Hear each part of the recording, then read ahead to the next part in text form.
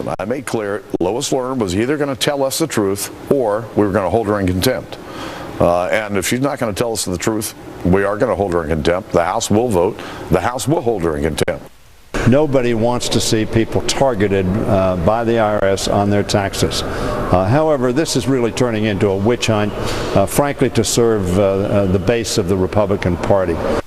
What happens next for Lois Lerner? Well, let's talk about it with our panel. Syndicated columnist George Will, Mara Liasson, national political correspondent of National Public Radio, and syndicated columnist Charles Krauthammer. Good to see all of you. All right, we know two things are in the immediate works. The House Ways and Committee is going to vote to ask the DOJ to pursue criminal charges. They've outlined three things that they think the DOJ should move forward on. George, any chance Justice Department takes that up? No, I mean, they're referring it to the headquarters of the current cover-up, which is the Holder's Justice Department.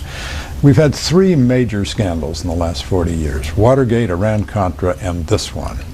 The first two were investigated, perhaps because they were under Republican presidents, vigorously by the press and also by select committees of Congress.